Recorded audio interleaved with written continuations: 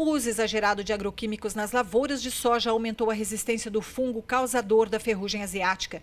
No Brasil, a média subiu de 2,5 aplicações para 3 pulverizações na última safra. Mas há relatos de até 7 aplicações do plantio até a colheita.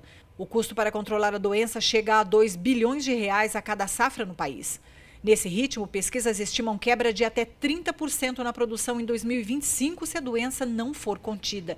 Os seminários procuram conscientizar produtores e técnicos para o problema. No norte do estado, o presidente do Sindicato Rural de Londrina diz que a quantidade de pulverizações também é alta. A média aqui acho que passa de 4 aplicações às vezes. É muita coisa, né? Muita coisa. E outra coisa que eu coloco esse ano, por exemplo, que o El Niño sugere aí que a gente tem mais chuva, com certeza essa dificuldade vai ter. Outro detalhe também que a gente precisa fazer é que quando você tira a soja, ele começa a ter aquele soja tiguera, né, que nós chamamos, essa soja também vem com fungo. Então ele precisa eliminar imediatamente quando ela nascer, porque está aí a parte viva dos pedágios da ferrugem. No norte do estado não se planta safrinha de soja porque o clima permite ao produtor optar pelo milho de segunda safra ou trigo. Mas há locais onde a safrinha é considerada a única alternativa de cultura entre o fim do verão e o início do inverno, quando o frio e o risco de geadas são maiores.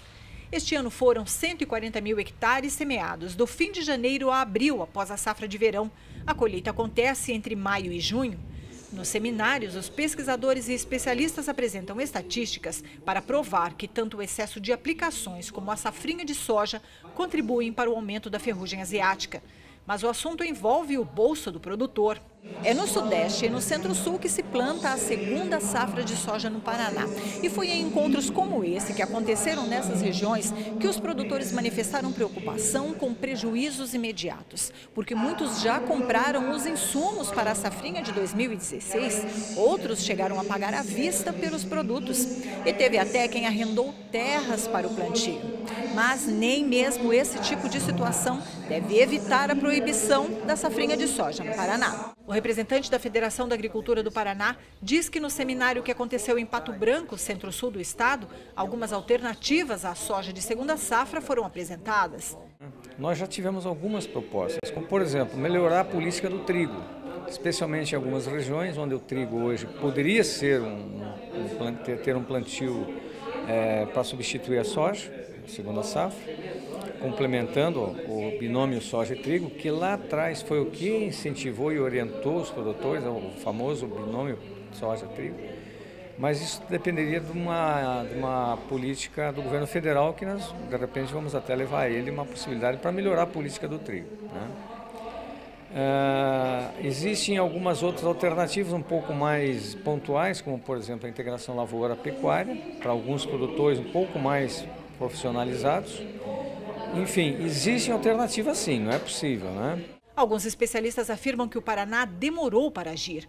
O Mato Grosso antecipou em 15 dias o vazio sanitário, que esse ano passou a vigorar de 1º de maio até 15 de setembro. Goiás baixou uma instrução normativa proibindo o plantio de soja após 31 de dezembro. O representante da ADAPAR, a Agência de Fiscalização Sanitária do Paraná, diz que a prorrogação do plantio até 15 de janeiro não está descartada. Uma portaria deve regulamentar o assunto antes do final do ano. Pelo que tem se debatido, inclusive com exemplos de outros estados que têm trabalhado com a redução e o limite de plantio a 31 de dezembro, eu acredito que não vai trazer tanta diferença para o agricultor você adiantar um pouco mais esses cultivos e colher ela com mais rapidez lá na frente. Então eu acho que o agricultor vai ter benefícios nesse sentido.